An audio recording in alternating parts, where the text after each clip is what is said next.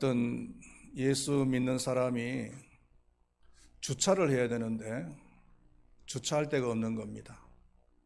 그래서 한 15분 동안을 주변을 맴돌다가 어쩔 수 없이 사무는 빨리 봐야 되고, 그래서 불법 주차를 했습니다. 그리고 메모지를 하나 남겨놓았습니다. 제가 15분 동안 돌았지만 주차할 곳이 없어서 어쩔 수 없이 이곳에 차를 세워놓습니다. 이곳에 차를 안 세워놓으면 저는 회사에서 잘릴지 모릅니다. 그리고는 이제 밑에다가 성경 구절 하나 써놨어요. 아버지여, 저희의 죄를 사하여 주옵소서. 그리고 이제 일을 다 마치고 차를 타러 왔더니 보니까 아니나 다를까 불법 주차 딱지가 하나 딱 붙어 있고, 그리고 메모지가 하나 붙어 있어요. 뭐라고 적혀 있냐면은 제가 이곳에서 15년 동안 불법 주차를 단속했습니다. 딱지를 끊지 않으면 저도 회사에서 잘릴지 모릅니다. 그러면서 성경 구절 하나 적어놨는데, 아버지여, 저희로 시험에 들지 않게 하옵소서 라고 적혔더라는 겁니다. 하나님의 말씀을 자기적으로 이렇게 적용을 해서는 안 되겠죠. 누가복음 10장을 보면은 소위 선한 사마리아인의 이야기가 나옵니다.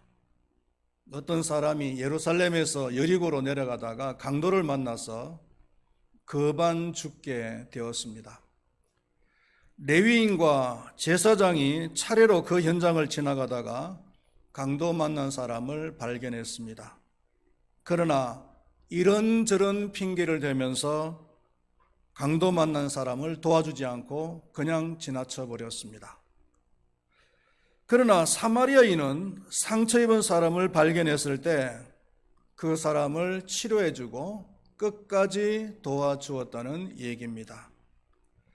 이 얘기 속에서 우리는 크게 세 종류의 사람을 발견하게 되는데요. 첫 번째로는 강도입니다.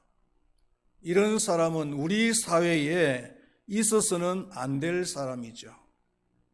다른 사람을 해치는 사람입니다. 두 번째로는 레위인과 제사장입니다. 이런 사람은 있으나 마나한 사람입니다. 우리 사회에 아무런 도움이 되지 않는 사람입니다. 그리고 세 번째로는 사마리아인입니다. 이 사람은 우리 사회에 꼭 필요한 사람이라고 할 수가 있습니다. 세 인물 중에서 누가 가장 자랑스럽습니까? 당연히 선한 사마리아인입니다. 그래서 우리는 선한 사마리아인이라고 말을 하는 것입니다. 사람은 일생 동안 무슨 일을 하든지 일을 하면서 살아가게 되어 있습니다. 심지어는 백수도 하는 일이 있죠. 그래서 나온 말이 백수가 과로사한다 라는 말이 나왔잖아요. 그런데 무슨 일을 하든지 간에 자신이 하는 일에 대해서 부끄러워하지 않고 자랑스러워하는 삶을 살아갈 수 있다면 그 사람은 성공적인 삶을 살아가는 사람이요, 또한 행복한 사람이라고 할 수가 있을 것입니다. 특별히 우리는 하나님을 믿는 사람으로서 우리가 하는 일에 대해서 하나님 앞에서 자랑스러워할 수 있다면 우리는 성공한 그리스도인이라고 할 수가 있을 것입니다.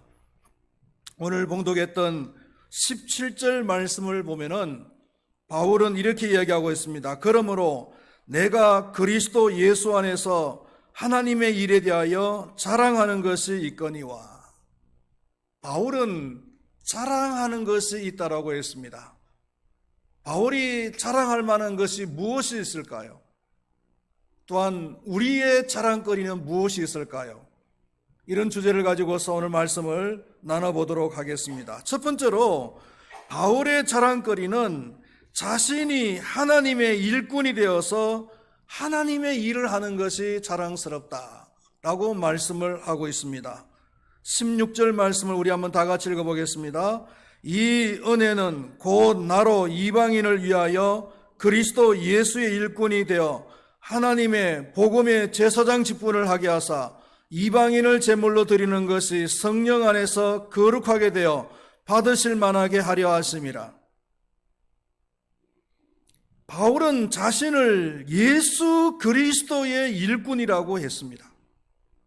특별히 이방인을 위한 일꾼이라고 말을 하고 있어요.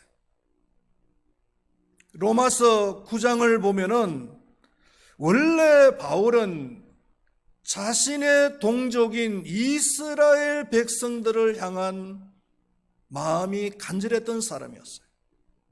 그래서 자신의 그 동족의 그 구원에 대해서 피 끓는 그런 열정이 있었다는 거예요. 그런데 하나님께서는 바울이 이방인의 사도가 되기를 원하셨어요. 결국은 바울은 자신이 원하는 대로 되지 않고 이방인의 사도가 되어졌습니다. 그럼에도 불구하고 바울은 이 사실을 겸허하게 받아들일 뿐만 아니라 자신이 하나님의 뜻대로 이방인의 사도가 된 것에 대해서 자랑스러워 한다는 것이죠. 하나님의 일꾼이란 자신의 일을 하는 사람이 아니라 하나님의 일을 하는 사람을 말합니다. 하나님의 뜻을 이루기 위해서 일을 하는 사람을 하나님의 일꾼이라고 해요. 바울은 자신이 하나님의 일꾼이라고 자랑스럽게 말을 하고 있는 것입니다. 자신이 하는 일에 대해서 자랑스럽게 생각할 수 있는 사람은 행복한 사람입니다. 더 나아가서 하나님의 일꾼이라고, 자신이 하나님의 일꾼이라고 떳떳하게 말을 할 수 있는 사람은 행복한 그리스도인이라고 말을 할 수가 있는 것입니다. 이 사회에서 사장인 사람도 있을 것이고 부장인 사람도 있을 것입니다.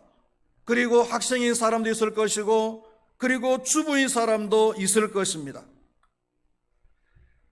이 사회에서 어떤 위치에 있든지 간에 그리고 어디에서 살고 있든지 간에 나는 하나님의 일꾼이다라고 말을 할 수 있는 그런 삶을 살아갈 수가 있어야 될 것입니다. 일꾼이라는 말은 꼭 필요한 사람이라는 의미가 들어있는 단어예요. 꼭 필요한 사람을 일꾼이라고 하죠. 그 반면에 일감이라고 하는 말이 있습니다. 일감이라고 하는 사람은 일을 만드는 사람이야. 말썽을 피우는 사람. 그래서 우리는 일감의 인생을 살아서는 안 되고 일꾼의 인생을 살아야 될 줄로 믿습니다. 이 성경이 기록되어지던 1세기 그 당시에 일꾼이라고 하면은 네 종류의 직업군을 이야기했어요. 첫 번째로는 제사장입니다. 제사장은 많은 사람을 하나님께로 인도하는 일을 한 사람들이에요. 그래서 그 사회에 기여를 했어요. 두 번째로는 합창단원입니다. 노래를 통해서 사람들에게 기쁨을 주었어요. 그리고 세 번째로는 운동선수들입니다. 운동을 통해서 사람들에게 삶의 활력소를 부여했어요. 그리고 네 번째로는 군인들입니다. 백성들이 편안하게 살 수 있도록 나라를 지켜준 것입니다.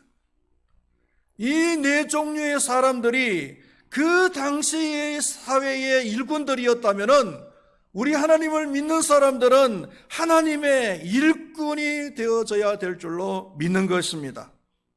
하나님의 일꾼이라고 했을 때는 하나님 교회 안에서 일하는 사람들만 말하는 것이 아닙니다.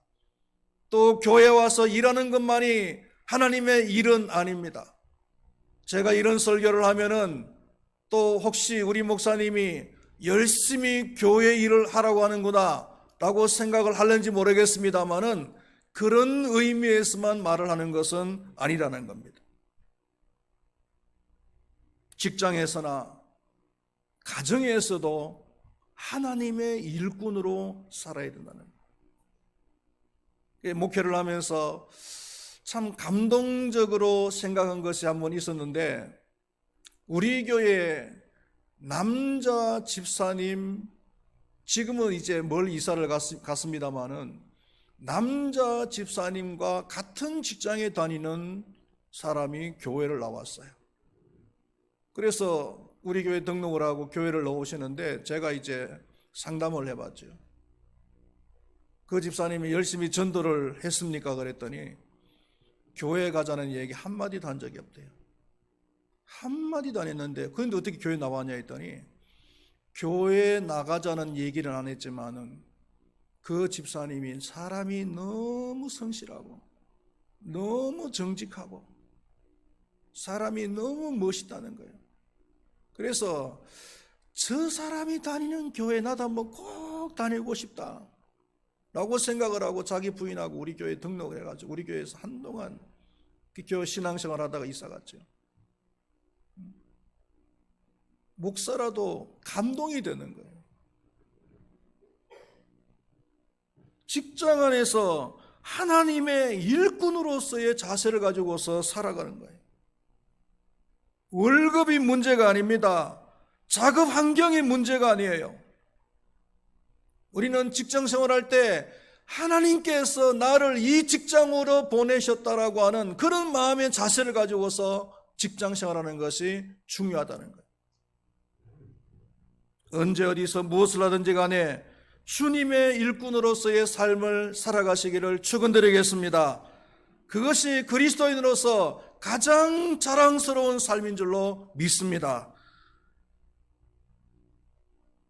바울의 두 번째 자랑스러워했던 것은 뭐냐면은 하나님의 일꾼으로서 남의 터 위에 건축하지 않았다는 거예요. 19절 말씀에 보면은 표적과 기사의 능력으로 성령의 능력으로 이루어졌으며 그리하여 내가 예루살렘으로부터 두루 행하여 일루리곤까지 그리스도의 복음을 편만하게 전하였노라 는 말이 나오죠. 이 말씀은 무슨 얘기냐면은 바울은 예루살렘에서부터 시작해서 터키, 오늘날의 터키, 그리고 마게도니아, 그리고 그리스까지 편만하게 다니면서 복음을 전했어요. 그리고 더 나아가서는 로마까지 가서 복음을 전할 그런 계획을 가지고 있었다는 거예요. 많은 곳을 다니면서 복음을 전했지만 그러나 한 가지 원칙이 있었어요. 그 원칙이 뭐냐면은 일평생 동안 자랑스러워할 만한 것인데 20절 말씀을 우리 한번 다 같이 읽어보겠습니다. 20절 말씀, 또 내가 그리스도 이름을 부르는 곳에는 복음을 전하지 않기를 힘썼노니 이는 남의 터 위에 건축하지 아니하려 함이라. 남의 터, 즉 다른 사역자들이 복음을 전한 지역이나 사람에게는 복음을 전하지 않기로 했다는 것. 결심만 한 것이 아니고 이것을 실제로 지키면서 바울은 일평생 동안 사역을 했어요. 1세기 그 당시에 복음 전도자로서 두 거장이 있었죠. 그 두 거장은 바울과 베드로입니다. 두 사람은 많은 곳을 다니면서 복음을 전했어요. 또한 초청을 받기도 하고요. 그래서 많은 사람들이 걱정하는 것이 뭐냐 하면은 두 사람의 사역지가 겹쳐져서 두 사람 사이에 갈등이 생기면 어떡하냐, 다툼이 생기면 어떡하냐 라고 하는 걱정이었어요. 그러나 두 사람 사이에 중복되는 그 사역지 때문에 갈등을 겪은 적은 한 번도 없었어요. 왜냐하면 바울이 이 원칙을 끝까지 잘 지켰기 때문에요. 오늘날에도 많은 사역자들이 바울의 이 사역 모델을 본받아야 될 거라고 생각을 합니다. 이 세상에도 상도덕이라는 것이 있잖아요.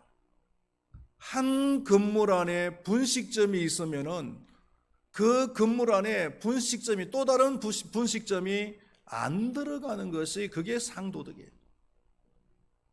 분식점이 잘 된다고 해서 또 다른 분식점이 들어가면은 분식점이 두 개가 돼버리잖아요. 그러면 제살을 깎아 먹기가 돼버리고, 그러다면 잘못하다가 그냥 진흙탕이 될 수가 있어요. 선교지에 가면은 그 한인 사회가 있잖아요. 한인 사회를 접하게 되는데, 한인 사회라고 해봐야 인원이 항상 정해져 있어요. 어느 정도는 정해져 있습니다. 그래서 한인 사회에서 한인들이 가장 먹고 살기가 쉬운 방법이 뭐냐면은 한식당을 하는 거예요. 그 한식당을 하는 것이 가장 쉽고 돈 벌기가 좋은 것 같아요.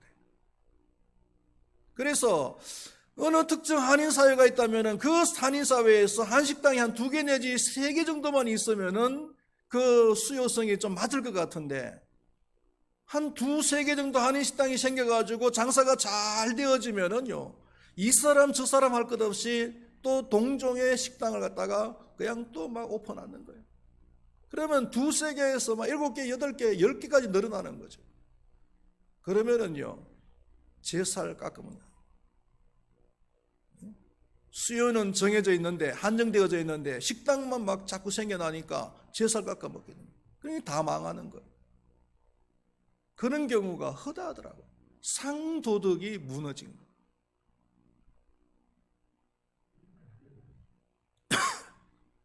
안타까운 것은 교회가 이런 현상을 겪고 있다는 거예요. 교회 간에 교인 쟁탈전을 합니다. 어느 교인이 이 지역에 이사를 와가지고 교회 사정을 잘 모르니까 좀 이름난 큰 교회를 가서 한 몇 주 정도 예배를 드렸어요. 몇 주 예배 들어보니까 마음에 안 맞는 겁니다. 목사님 설교도 안 맞고. 그래서 이웃에 있는 가까운 교회에 가서 예배를 드리기 시작했어요. 한 몇 주 정도 예배를 드리고 났더니요, 주일 오전 예배 시간에 검은 옷을 입은, 까만 옷을 입은 젊은 청년들이, 덩치 큰 청년들이 예배 시간에 쑥 들어오더라는 거, 몇 명이서. 그러더니 이렇게 교인들을 살피더니 딱 발견하고는 데리고 나가더라고요.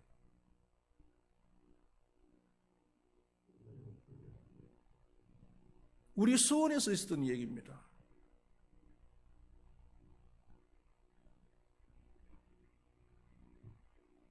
왜 우리 교회에 등록해 놓고 다른 교회 나가냐 이거지요. 어떤 교회는 교회를 개척해 놓고 다른 교회 교인들만 빼앗아오는 일을 일삼는 교회도 있어요. 이것도 수원에 있었던 얘기입니다. 가까운 호매실동에 있었던 얘기예요. 어느 교회든지 간에 교회 안에 주류에 들지 못하고 아니면은 교회에 불만이 있는 사람이 있을 수가 있어요. 그런 사람들을 어떻게 정보를 찾아가지고 그런 사람들을 찾아가서 유인을 하는 거죠. 그런 교회는 영혼을 사랑하는 것이 아니라 영혼을 탐하는 거예요.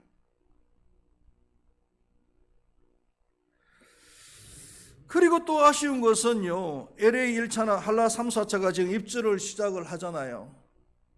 그동안에 당수동에 있는, 참 당수동이라고 봐야 좁은 동네잖아요. 작은 동네잖아요. 이 작은 동네에서 목회를 하던 교회 목사님들이 아니면 교인들이 서로 이제 입주를 한다니까 희망을 가지고서 얼마나 그동안에 기도를 많이 했습니까?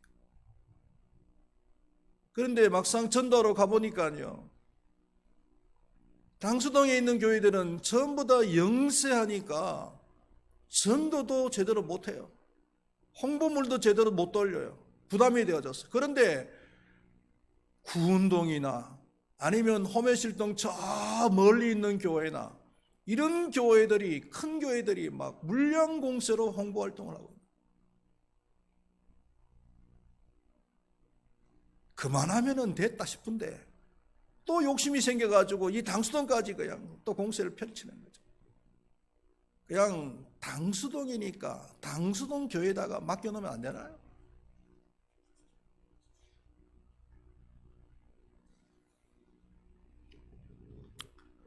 꽁 잡는 것이 매라고 교회 간의 윤리를 다스리면서까지 큰 교회를 만드는 것에 하나님께서 기뻐하실까요? 아니면 교회가 좀 성장하지 못하더라도 교회 간의 윤리를 지키는 것이 하나님께서 기뻐하실까요?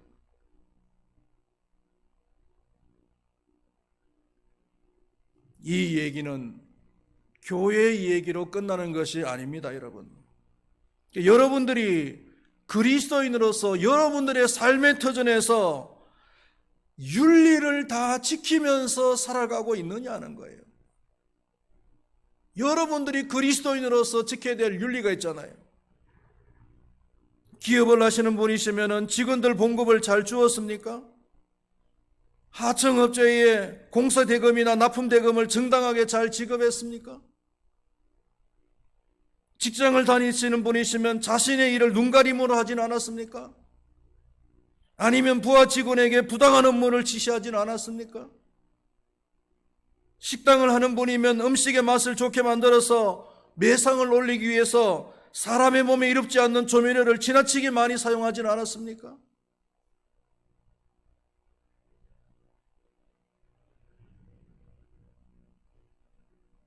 우리 모두에게 적용이 되어지는 말씀이라고 생각을 하는 것입니다. 자신이 하는 일에 떳떳해야 하고 더 나아가서는 자랑스러워하는 그런 사람이 바로 행복한 사람인 줄로 믿습니다. 말씀을 맺도록 하겠습니다. 바울은 자신이 하나님의 일꾼 된 것을 자랑스러워했습니다. 우리들도 어디서 무엇을 일을 하든지 간에 하나님의 일꾼이라는 인식을 가지고서 자랑스럽게 살아가면 좋겠습니다. 그리고 무슨 일을 하든지 간에 자신이 하는 일에 떳떳하고 자랑스러워할 수 있는 삶을 살아가면 좋겠습니다. 기도하겠습니다.